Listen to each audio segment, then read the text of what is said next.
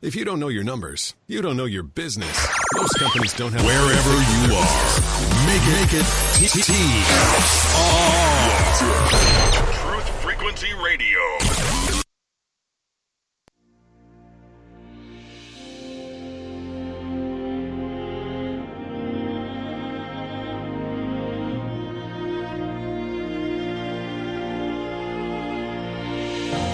Welcome to Spirit's Journey, coming to you live on Truth Frequency Radio and simulcast on Oneness Talk Radio. Your hosts are Patrick and Kathryn Andries. Join us each week as we explore a wide range of metaphysical topics such as dreams, astrology, intuitive readings, and life purpose. You'll receive practical guidance so that you can live your most awesome life. Learn more about what we do at intuitiveschool.com and connect with us on Facebook at Spirit's Journey Radio. Welcome to Spirit's Journey. We are coming to you live on Truth Frequency Radio, being simulcast on Oneness Talk Radio, iHeart, TuneIn, and TalkStream Live. We are here in the Heartland holding the energy for spiritual truth and awareness. I'm Patrick. And I'm Kathryn. Welcome, everyone, and happy Valentine's Day. I know it was yesterday, but it spills over to today, so we're going to keep the love going. And that is the topic for today. We're going to talk about love and relationships, and so we are open to callers. So anybody, if you have a relationship question and you want to get down to the core of it through a metaphysical perspective, give us a call. In the U.S., it's 308-213-233-3998. UK is 44203-393-2871. We would love to hear your relationship questions. So we're going to start off with a little astrology to help us understand the energies for today. So if you're still planning something special with somebody, you can make it correspond with the energies. New moon in Pisces coming up on February 23rd. So right now we've got a lot of planets in earth and water signs. So what does that mean? Well, it is a time to spend in nature and nourishing yourself. So water nourishes, earth gives direction to the water. So a walk in nature, at least where we are, things are de-thawing after we had a deep freeze this week in the single digits. So I am looking forward to going out in nature. We already took a walk this morning. Food. That comes from the earth. Maybe you cook something together with somebody special. Maybe you focus on vegetables and things from the earth to eat instead of, the processed food. That would be an earth water thing to do. Taking a swim, a bath, getting a massage. These are all great earth water things that you could enjoy on Valentine's as we slip over into the next day of Valentine's Day. So let's talk about this new moon coming up, because we're going to start to feel the energies, maybe even as of now, as we're building up to the new moon. So as we know, we've had the full moon, and the new moon is new beginnings. So it's time to visualize something new, what you want. And so because it's in Pisces, it's very interesting because Pisces is the creative, mystical, spiritual energies. And so it's a time to really focus on what do we want to create and how do we want to express our spirituality. Maybe it's through art, maybe it's through dance, whatever it is, be thinking about that so that you can manifest it. Now, we have the sun, moon, Mercury, and Neptune in Pisces. That's a lot. We also are going to be having at the new moon Saturn, Jupiter, Pluto, and Mars in Capricorn. And these two signs are so different. Pisces, as I said, is about seeing things with rose-colored glasses. And Saturn, which rules Capricorn, is all about seeing reality. What is really going on versus what do we want to be going on? That's kind of what we're going to be asking ourselves. So it may feel a little odd with this new moon because we have such diametrically different energies with the Pisces and the Capricorn, but it doesn't mean we can't use them. So one of the ways that we can use it to our advantage is how can we take our grounded ideas and give them a spiritual twist, right? So if I want to do a new business, well, how is that going to serve me spiritually? And then when we have all these lofty spiritual la ideas, How can we bring them down to reality? That is the Capricorn portion of it. So we do have the opportunity to manifest some of our ideals and bring them into reality. So if you have not seen the movie Harriet, based on Harriet Tubman, I think this is a great example of the Pisces new moon. This woman, which I did not know before I saw the movie, was actually very spiritual. She received visions from God about where and what to do, where to go. And she put those into reality and, during her lifetime saved so many people from slavery. It was just a courageous woman. I think she had this amazing ability then to do something with these visions that she received. So it's a really uplifting, amazing movie. If you haven't seen it, I totally recommend it. And during the new moon of Pisces is a great time to see it. Now, the interesting thing I do want to say with Neptune in Pisces, and Neptune it does rule water. And so you do need to be careful about like poisonous substances, drinking too much alcohol, those kinds of things on the new moon as well. And remember, our North Node is still in Cancer, so it still means we need to bring that nurturing energy to ourselves and to other people. So today, if you didn't do anything for your honey on Valentine's Day, you still have time today to do something nurturing. What do they like to eat? Do they want massage? Give them what they want. Make it nurturing. So that's the astrology for today. And so now Patrick and I, we're going to get into a relationship talk, and we're going to share a lot of our own personal experiences to hopefully help you guys as you're on your relationship journey, wherever you want to go with it. And remember, call in. We're totally open to any kind of relationship questions. So let's start with the beginning phase, which is the attraction phase. And so we're going to talk about attracting the relationship you want, because so many times people are complaining, oh, I can't attract the person I want, or I attract these losers, whatever it is. So Patrick, let's talk about what we did in terms of being able to attract each other. We're going on 18 years of amazing marriage, and it was a long process to find each other. And so what can you share about what are some of the things you did to attract me? So we got married a little bit later in life than some people, and I think I went through some of the same kind of random relationships that a lot of people, I think, experience, where you just kind of meet somebody and you kind of like each other, so you kind of do something. But by the time I was leading up to our relationship, I was wanting to get much more specific, and I was learning about metaphysics at that time. So I thought, well, why don't I just apply the kinds of things that I'm learning in metaphysics in terms of creating things in my life with my relationships? So it should work the same way.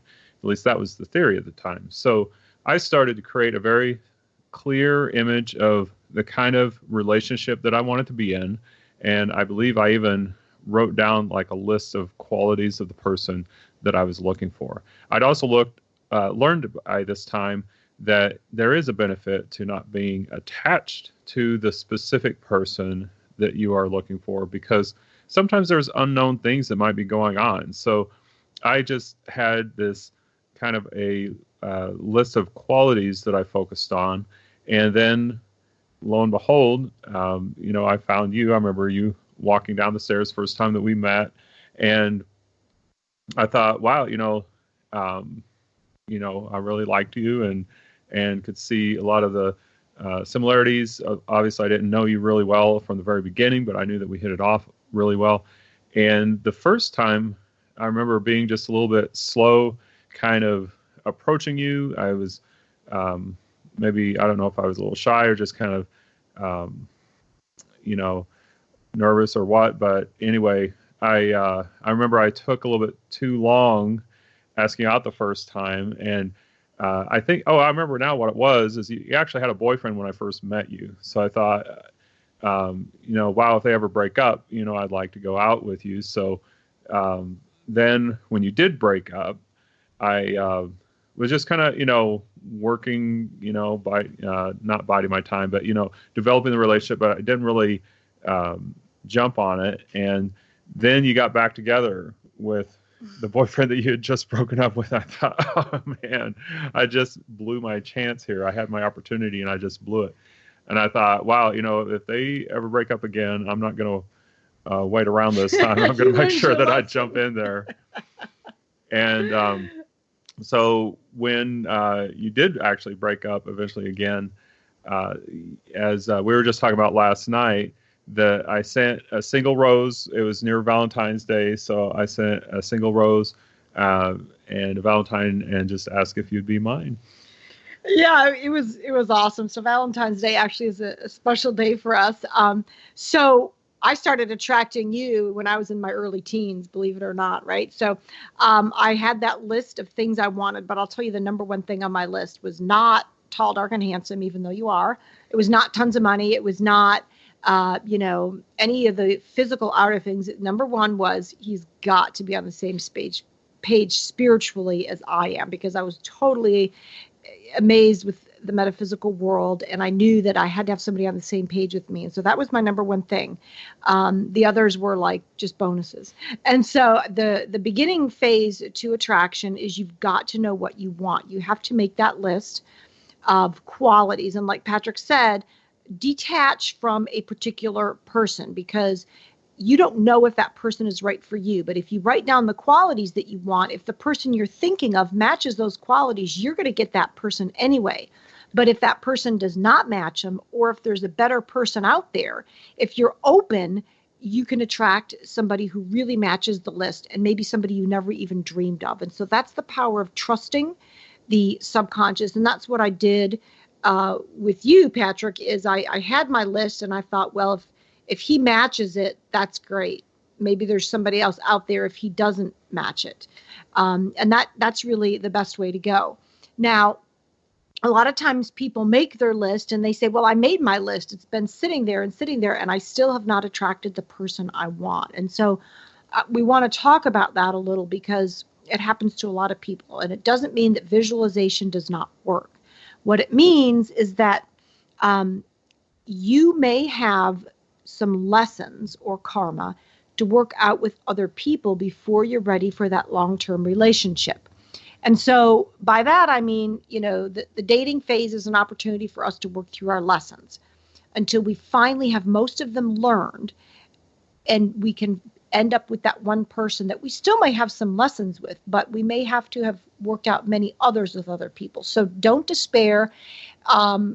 Get into the metaphysics, get reading so you can figure out what the lessons are, so you can move through them quickly so you can get to your mate, the final one. Another reason why your attracting may not be working is that your subconscious mind is canceling it out. So it's as simple as this. I say, I want a red car. And then I follow it by the thought, oh, but I could never afford that. So you've just basically canceled out your desire. So if you have a list of, I want to attract a person in an intimate relationship, but then you have the thoughts, there's nobody out there for me. There's not enough men into metaphysics. Whatever it is, you're canceling out the thought. So you got to get into that subconscious and see what beliefs are holding you back, and then do different kinds of reprogramming methods. Did you, Patrick, experience, and I know that's why we met later in life, because I was having to work through a lot of karmic lessons. But I did not believe ever that there was not a person out there for me. I always knew deep in my heart, I know that person who is into metaphysics is out there. I agree. And that's something that I did too. And that's why I feel like the relationships that I had early on didn't really go deeper, because I think inside I knew I just wasn't quite ready for that lifetime commitment, and that I needed to do some work on myself. I got into metaphysics seriously probably later in my college career, and I was interested in this kind of stuff before, but I wouldn't really say that I was serious with it until I was around 21 or 22 years old is when I started doing this pretty much full time. And so I went through this process. And when we're talking about these thoughts or ideas that might be working against us, so for example, if someone out there has this thought that I'm not worthy, it's like people in my life have always told me that I'm worthless, and so I don't really feel that I deserve the relationship that I really want. That would be an example of an insidious idea, a belief that was impressed upon us by others. Maybe you took it on when you were little and you were very impressionable, and so that idea, even though you may not be consciously aware of it anymore, is still working beneath the surface. And these kind of ideas are the same kind of ideas that keep us from a lot of things that we want. They keep us from our prosperity that is our rightful birthright, that each of us can be prosperous, can be happy, can have the relationship that we want. All of these things are possible, but sometimes these inner beliefs, these negative ideas, sometimes we call them, negative thoughts about yourself, they can be unconscious. So things like meditation can be very valuable in terms of bringing these things up from the surface so that you can actually work with them. I always like to say that the awareness gives you control, gives you the ability to make a change in your life, make a change within yourself. When we're not aware of what's there, then there's really nothing we can do about it because we don't even know where to begin. Now, it may not be pretty to look at, and that's why sometimes people shy away from it, because we don't want to go into those dark parts of ourselves and realize that, we have this selfishness or vindictiveness or any of these things that might be working against us. And I feel like if it's there and if it's something that is working against me, I'd rather know what it is so that I can actually do something about it. Dream interpretation is another way that we can actually uncover these hidden ideas and beliefs that are working against us. So when we learn how to interpret our dreams, we've talked about dreams a little bit on this show at different times, and as we learn how to interpret our dreams, then it actually reveals how we are using our mind. It reveals things in our consciousness, and sometimes those things can be working against us. Like if we have a person in our dream that is always working against us in our dream or coming after us, sometimes that could be some kind of a thought or belief that maybe we, like I said, we created that in our consciousness when we were very little, or we took it on from somebody else. Maybe we had a parent that was always tearing us down, or somebody else in our life that was an authority figure that, told us that we couldn't have the things that we wanted, or that we were worthless, or, that we were a bad person, or whatever it was that we took on. We can change that. It's in our mind. We have control of our mind, and we can make those changes whenever we want. Have you ever experienced overcoming any kind of a internal limitation like that before? Oh, all the time. I mean, yeah, it's always the limitations that we have on our mind. I can't think of one right now, but like I said, I never really had the thought that there isn't somebody out there for me, because I knew you were out there. And I do believe that brings into this idea of contracts before we're born. So a lot of people say, oh, did I make a soul contract with this person? And I do believe that, we write out a script. We have a general idea of the mission and who we're going to meet along the way. And so we've made contract with certain people. And so when you've really put a lot of attention on planning this lifetime, which most of us do, we know that we're going to meet up with certain people. And so there's that knowing that we're going to meet up with certain people. And so we have to trust that it's all going to work out. But I want to get into, this idea of attracting the wrong person. And is it even possible to attract the wrong person? So my take on that is that we choose people that we have lessons to work through. They're going to trigger us. They may not be pleasant. I mean, I've had bad relationships. Everybody has. And you're thinking, what am I doing with this creepo or whatever?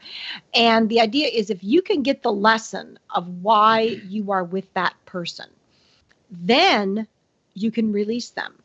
But we remain in relationships with the wrong people because we don't understand what the lesson is. And so the soul says, okay, I'm hanging out here with this person until you get the lesson. And so relationships really can go two ways. One, they can be a strong force that propel us along our life path. In other words, they are a strong classroom. We learn from them, and so they actually propel us along the life path because we learn something, then we move on. The problem is, and the problem why we get stuck with the wrong people, is we, don't see what the lesson is. We get all caught up in the drama and the conflict. We miss what the lesson's about. And so then the relationship becomes a distraction. It's like for example, we were only meant to be with this person for a short amount of time, long enough for them to trigger us and for us to learn the lesson. But then what happens is we don't learn the lesson and we just get stuck there. And that then becomes a distraction instead of propelling us along the way. So what I urge people to do is, if you feel you are in the relationship with the wrong person, first consider the fact that it's only wrong if you get caught up in it too long and you don't learn the lesson. It's kind of like going to school. You're supposed to be in high school for 4 years, but if you screw up and you don't study or whatever, you flunk your classes, all of a sudden, it's 6 years and you're still in high school and you're like, wait a minute, there's something wrong. This was only meant to be a part of the journey. It wasn't meant to be my whole educational career. So you got to learn those lessons to move on, and then it's helpful. Otherwise, it becomes like a weight pulling you down. And so that's why I think anybody who feels they're in the relationship with the wrong person, get, the help that you need, whether it's counseling, whether it's metaphysical study, so that you can move on.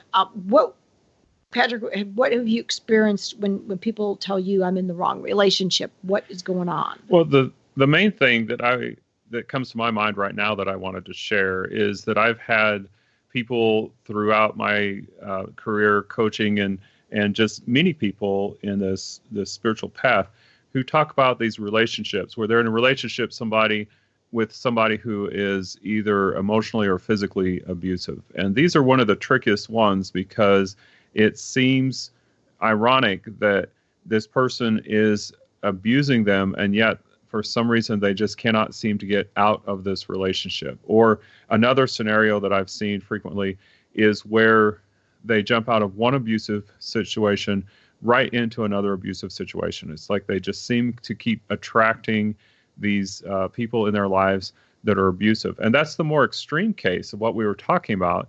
And it does take a moment of honesty to admit that there is something within that keeps drawing this into your life. And I know that can be unpleasant, and we may not want to face that, but that is the first step, like what we're talking about. So let's talk for just a minute about, well, how do we change these beliefs that are creating these negative relationships in our lives? So as you become aware of what the thought is, what it is that is drawing it to you, then it's important at that time to start focusing on the opposite. And you might consider that almost like the cure. What would be the cure for that negative thought? And so when we start focusing on, for example, if people in my life have told me that I'm worthless, for example, and so I don't feel like I deserve love, I don't feel like I deserve a good relationship, and I just feel like dirt, and so I just keep attracting these relationships where the person in my life that's closest to me keeps reinforcing this idea that I am worthless, and that's how this person keeps me under control. And so the key there would be to start taking steps, and they might be little baby steps in the beginning, and that's okay, because every little step makes a difference. And as you keep taking more and more steps, you get closer and closer to the light, and before you know it, you're shedding yourself of these unpleasant relationships, and then you're starting to get into more and more healthy relationships. So you start just even something as simple as an affirmation, just in the morning, tell yourself, I am worthy. I'm worthy just because I am.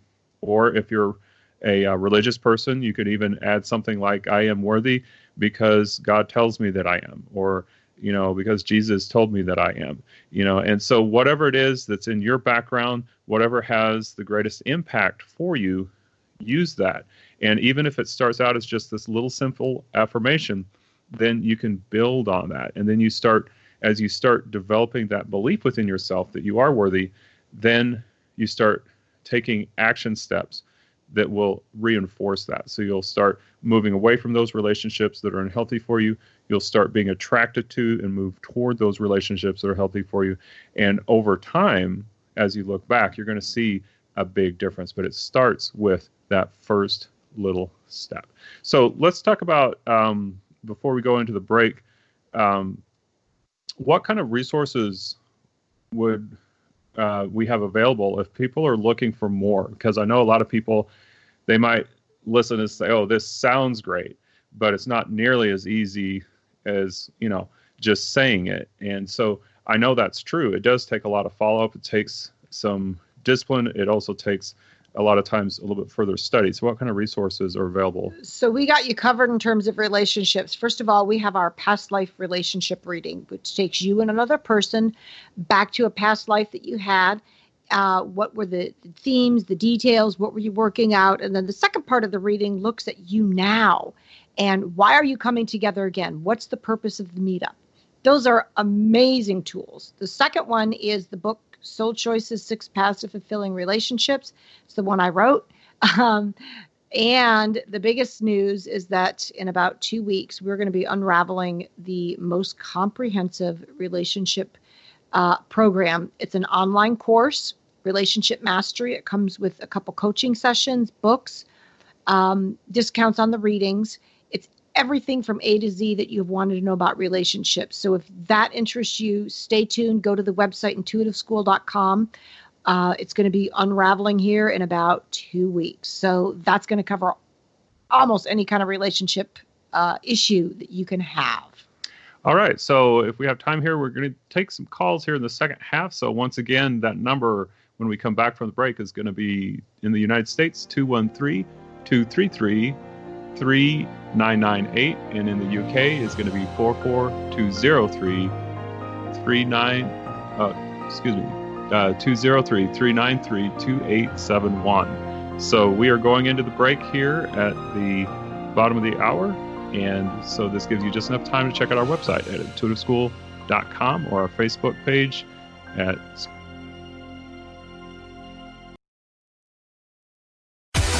No hate, no hype, no fear. You're listening to Truth Frequency Radio. We are TFR.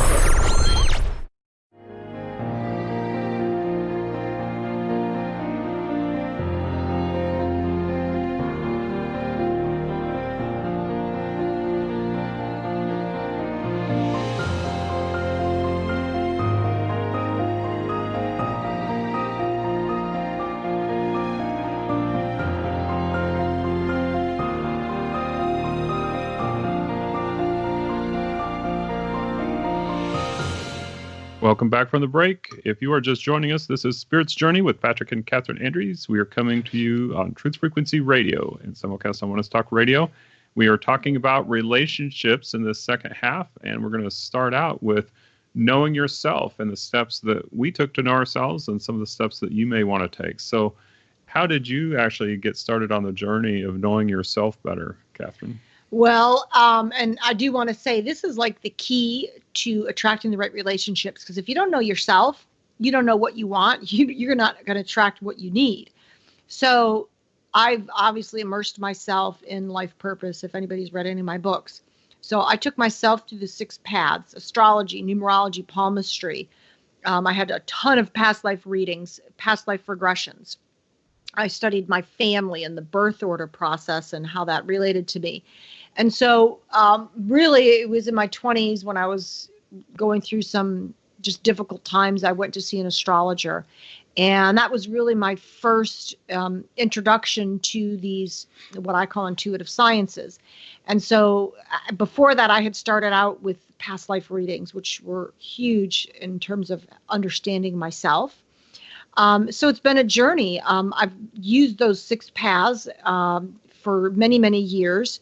I get astrology readings. Now that I'm obviously an astrologer, I can do them for myself, but it's always good to get the perspective from somebody else. And just in terms of our relationship, we've gotten past life relationship readings, which have been highly beneficial. And so it's a process. Meditation has not, I would say, been the greatest revealer of my true self, honestly. I mean, it's helped me go deep and get in touch with myself, but it hasn't been really revelatory. I've learned a lot more from the intuitive sciences, and I have actually used relationships to understand myself. So obviously I would get triggered in a relationship and I would be like, oh, well, what is this showing me about me? And so that has been one of the great ways that I've also learned about myself, whether it's been friendships or, relationships with people at work. It's really fascinating to me when I would be different around different parts of myself. So anyway, that's kind of how I got to know myself. And we've got somebody calling in from Quebec, which is super exciting. So let's take their call. Hello from Hello, Quebec. Yes, hi. Glad to have you on the show. I just tuned in. So I'm happy to be here, but I just dialed and I don't know what the show's about. So if you can please put me back on hold. Oh, sure. Okay, so you'll be able to find out more as you listen in, and we'll check back with you later. Thanks. All right, so we'll. So if you do have our show focus today is relationships. So we really come from a spiritual, metaphysical perspective to get to the root cause of relationship issues, whether it's wanting to attract a certain mate, whether it's trying to keep a relationship alive, whether it's trying to work through challenges. And so the first part of the show, we talked about the attraction factor. And now we're going to move on to keeping the relationship that you have and finishing on knowing yourself. So Patrick, what are some of the steps you've taken to know yourself? Well, I actually feel like I did get a lot out of meditation. It wasn't always this big revelation. That was one thing that I learned about meditation, is that when I first started meditating, I did have some very peak experiences, or what I call now peak experiences, where you see these lights and all these amazing experiences. You have these great feelings after you get done with the meditation, and you feel like you really accomplished something. But I realized that a lot of times in meditation, it's not this sudden revelation that occurs, but it's just the gradual steps that you take along the way. And I did feel and see changes that were occurring with myself as I was being regular in my meditation. And this kind of reminds me of an old story of these Buddhists, that there were two schools of thought, and one was that enlightenment comes in a sudden burst, and the other one was that enlightenment comes gradually with steady work and regular progress. And so they met together and debated for hours and hours. It went on into days. And then finally, the conclusion that they came to is that sometimes enlightenment comes in these sudden flashes of insight, and sometimes it happens through regular hard work. So what I realized from that story, and what I've seen in my own life, is that I have realized that is true, because sometimes I'd have these really amazing flashes and these peak experiences, but then months would go by sometimes, and it just felt like nothing was really happening. But then as I looked back over the year, I realized that I had made a lot of changes, and that internally I was changing. My energy was purifying. My thoughts were becoming more clear and more elevated spiritually. And so I was making progress. And another way is through dream interpretation. We talked about that. I've interpreted my dreams for years, and that would reveal a lot of things in terms of how I'm using my consciousness, maybe some beliefs that I have within myself that are not productive for me. And so then I would take the steps to make those changes. But I would say probably out of all of the things, the thing that I liked the most were the intuitive readings. And we actually do the intuitive readings now. And there was a time where we did not do those. And so we would go to others for intuitive readings, and I would get past life readings and health readings. And so the past life reading would give a snapshot of a past lifetime that was relevant to the learning that I was experiencing at that particular point in my life. And then it would actually give insight into the significance of that past lifetime, so that I could see how that lifetime relates to now in terms of what I'm learning, and then how I can use those lessons now. And then there's also some opportunity for some additional questions if there were things that I was curious about and maybe the reading didn't really answer. And a health reading would go through the spiritual, mental, emotional, and physical levels of my consciousness.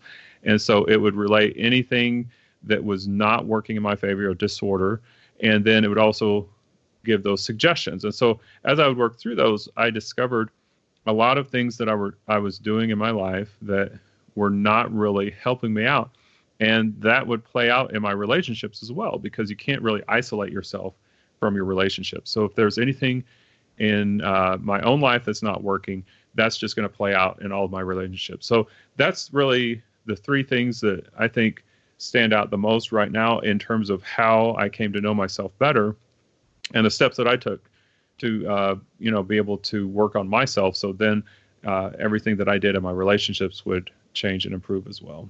Yeah, it's such a key step for relationships. The relationship starts with you. If you don't have a good relationship with yourself, if you don't know yourself, you're really putting yourself in a difficult position when you go out there to form a relationship with somebody else, because you can fall into all kinds of things like projectionism. You could be the object of somebody else's projection, which is they project their negative traits onto you. And if you don't know yourself, you're going to accept those traits as if they're yours. And so, if you don't have a good self-esteem, if you don't have a good relationship with yourself, you're going to attract people who also aren't going to treat you well. And so it just opens up a whole can of worms. So let's suppose now, moving along the relationship journey, that we've attracted the most awesome person, like we did with each other. And there's some challenges that are going to come up in relationship. That's normal. So one of the common challenges, and what do we do about these challenges when they come up? So money is a big thing. What do people argue about? Money, sex. These are some of the big things. So I think the key to working out relationships is talking about these things before. We all get caught up in that romance stage and the la-la stage. And, it's amazing to me after people get married and they're like, well, we don't agree on this issue. It's like, you mean you didn't talk about this before? So it's like the preventive method is work out these, talk about these deep topics before. Like, are we going to vaccinate kids if we have them? What are we going to do about money? All these deep issues you got to work out first. But let's suppose you didn't, right? You jumped the gun, you got married, whatever, you committed.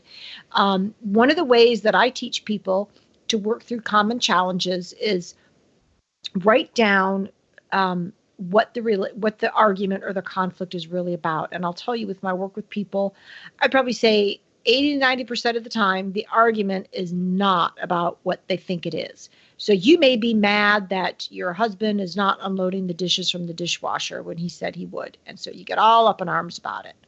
Well, the dishwasher is the trigger, right? It's the symptom, but there's something brewing beneath it.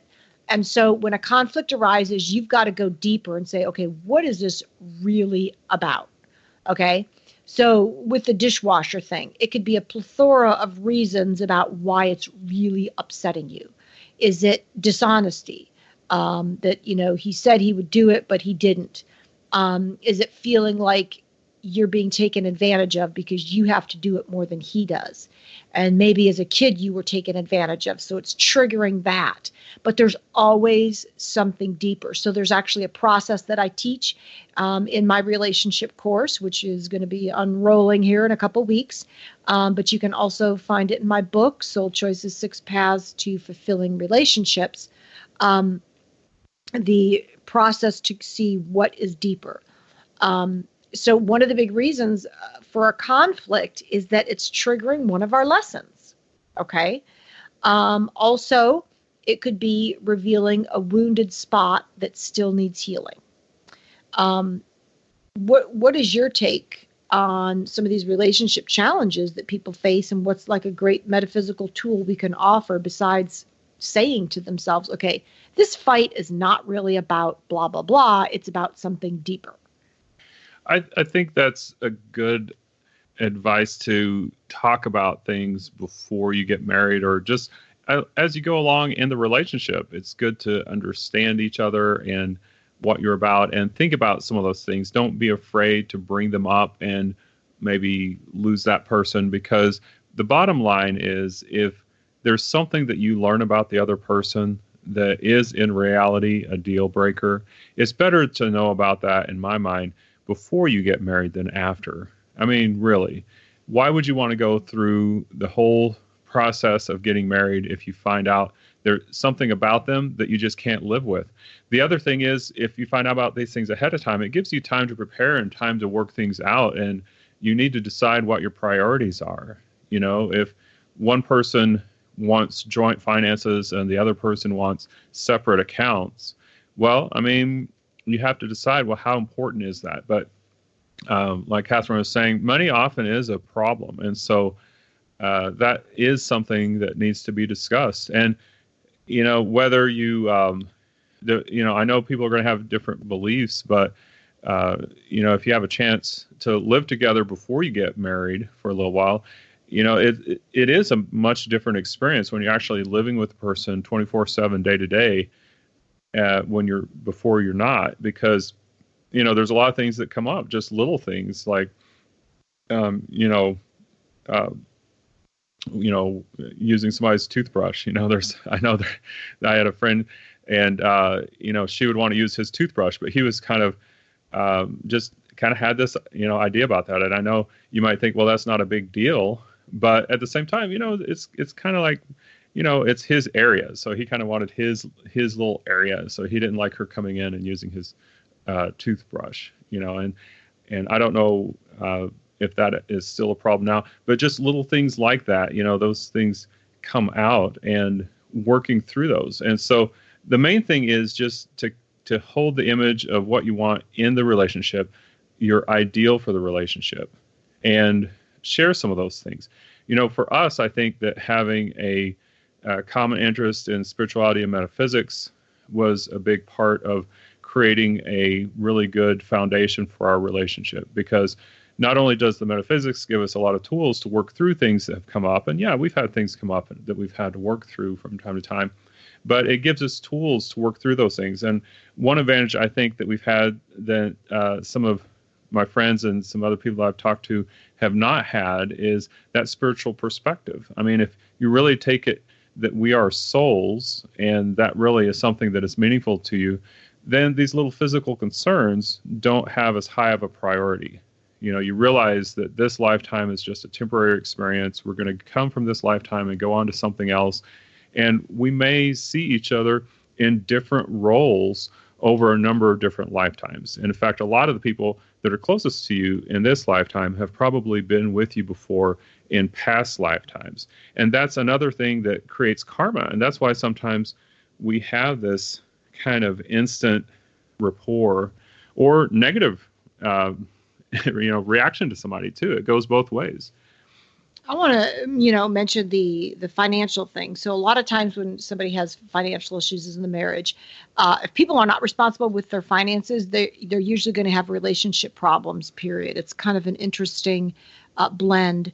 But one of the things I'll say is that when you enjoy the work that you're doing, you don't really get that concerned if the other person is pulling as much weight as you are. It's going to be impossible for both people to make the same amount of money. Usually what happens is when somebody is unhappy with their job and they're gritting it out and working and the other person isn't working as much, it really bothers them. But again, the deeper issue is they're not really happy with the work that they're doing. When they are, it's like, okay, the other person doesn't want to pull their weight or do their job, they're missing out. But I'm enjoying sharing my talents with the world. And that's a big thing that helps with the finances. Also, we took the Dave Ramsey financial course, which was really, really good. It gets people on the same page, helps eliminate debt. And that's a great thing that you could do together as a couple to take a class, is a financial literacy class, because it's not taught in schools. There are so many things that we didn't know financially going into life together. And, we've learned the hard way about a lot of things coming into it. So relationship challenges, the basic idea is you got to go deeper. If you want to get to the root of a conflict with somebody, again, past life regression or past life readings are going to pull up. Maybe it's an issue from a past life that still hasn't been healed, and that's going to come forward. So let's move on and talk a little about keeping the romance alive and this idea of moving from ordinary relationships to extraordinary, because when you take that jump, the romance does stay alive. And so one of the cool things I want to share that has always been a part of our relationship is this idea that we have a common mission. And that's what drew us together in the first place, which is wanting to understand the universe the metaphysical world and being of service in that way. So we have taught metaphysics together ever since we've known each other. Sometimes it's been in service, sometimes complimentary. Sometimes we've been paid for it. But the more that we work together and do that work together, just like this radio show is a joint production where we're sharing our spiritual ideals, our spiritual knowledge, it has made the relationship stay together and grow, and it gives us a purpose. So what I would say is, if you want to keep the romance alive, find a common goal, something that you have in common that you can work towards. It's just like individually. If you don't have a goal for your own self, you kind of get bored in life and you're just kind of wandering. It's the same thing with the relationship. In the beginning, it's just the love, right? But that's going to wear off, and you've got to have a bigger purpose. And when you do, it keeps you moving forward. And also, I think one of the things that keeps romance alive is being of service to other people, whether you volunteer together, whether you do missionary work, whatever it is. It's like you could just have so much love between you two, but if you don't eventually begin to share it, whether it's with having kids or sharing it with the community, it just kind of stays there and it doesn't grow bigger. So the other thing is, like, the initial excitement can only last for so long, because when something is new, there's this newness and excitement about it, that as you become more familiar with each other, that initial newness is destined to turn into something else. And so as you become familiar, a lot of times people get into these routines where I've talked to some couples and they describe becoming roommates. They don't even feel like they're in a romantic relationship anymore. They feel like they're just roommates. They go to work and they come home and they eat together, but the romance kind of dies off. So the common ideal, I think, is a really important part of that. If you have something in common that you're working on, but then also feel free and even pursue some individual interests, because you need to be an individual first that is coming into this shared experience. And that's what the relationship really is. And far too often, I talk to people and meet people who are surrendering themselves to another person, and they're becoming something that they are really not. So I believe it is important for us each to become, a partnership, a couple, and it is important to work as a partnership. But then also for us to recognize that we are individuals. That goes back to what we were talking about in terms of knowing yourself. And so even though we have this common interest in metaphysics, Kathryn and I both have different interests in terms of our primary focus. She is really focused on love, purpose, and relationship work. I'm really focused on healing and coaching and teaching people how to use their mind. And so even though those both relate to the field of metaphysics, they have a little bit different focus. And so we aren't,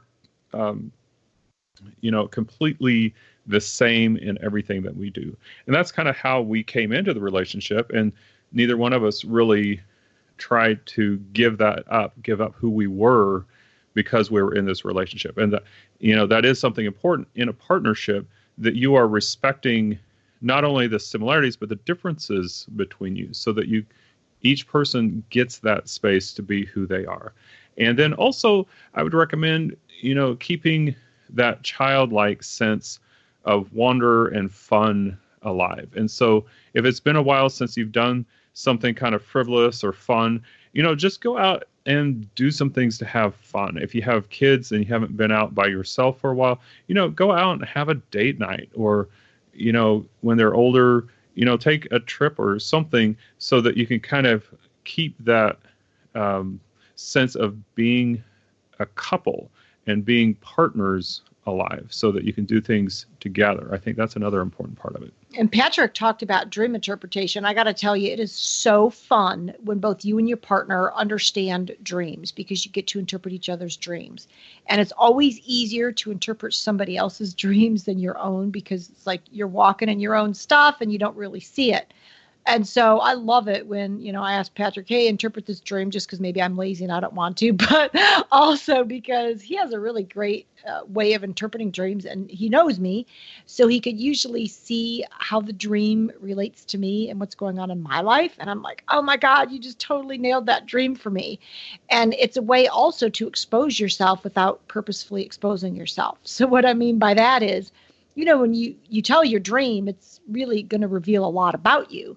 You don't really know that yet because you're just spouting off the dream, but then your partner sees a deeper part of you, and it can open up a new conversation because it's like, oh, I didn't know that was going on with you. So let's talk about that. And what does that mean? So dreams will open up a whole new world for you. And then also with your kids, you get your kids to tell you their dreams, and you get a deeper sense of what's going on with them. So that's another huge component to opening up the relationship. And I also want to say meditating together. So if anybody has experienced group meditation, you know that the energies are really higher when you have a group of people going into that deep subconscious level. So you can experience that with your partner. You both going into this really deep state of meditation, and it opens up things that you didn't know were there. Another thing, too, and as we're getting into the ordinary to extraordinary, keep in mind that we are not just physical beings that are going to disappear into the dust when we pass, that we are spiritual beings. We are beings of energy and light. We are eternal beings, and we are here in this physical experience, having a temporary experience. But it doesn't mean that this is necessarily going to be our only experience. And we have a lot of evidence through this, through doing the past life readings and the past life relationship readings, that verify that people are coming back and having a variety of different experiences. And then sometimes people get to a point where they are ready to move on to do something else, where they're not coming back again and again. But when we look at that, when we understand that we are spiritual beings, that we are having this temporary union here, a lot of times we may have made some kind of an agreement before we came into this life that we wanted to meet each other and spend this lifetime together. So that could also play into, future relationships or things like that down the road. We never know. But keeping in mind the big picture, the context that we're in is, I feel, a really important way to move into an extraordinary relationship. And also breath work together. So Patrick and I were both trained in rebirthing breath work with Leonard Orr as well as Sandra Ray. And we coach each other. We do breath sessions. Actually, it's been a while since we've done one, so I was going to suggest doing one. But you can be your partner's breath work coach. And if they need to release something, if they need to go deeper, it's like, there you go. You've got a safe person, because a lot of times people don't trust somebody else when they go into the breath work. And so when you're with your partner, it's a safe space. Breathing, you can either be the coach while the other person breathes, or you could do it together. But that's another awesome activity that really opens you up. So I hope a lot of these ideas were helpful for you guys today to incorporate into your relationships. If you want to know more, if you want to dive deeper into your relationships, check us out at intuitiveschool.com and visit us on the Spirit's Journey page. Let us know what your needs are in relationships. And if you're interested in the course, let us know. info@intuitiveschool.com. So we love having you with us, and we'd love to stay connected with you. So please join us on our Facebook group at Spirit's Journey Radio. Be sure to like our page so that you can be part of our community. You can study with us once again, or get a reading, or check out our books at intuitiveschool.com. This has been Spirit's Journey on Truth Frequency Radio. I'm Patrick. And I'm Kathryn. Have an awesome romantic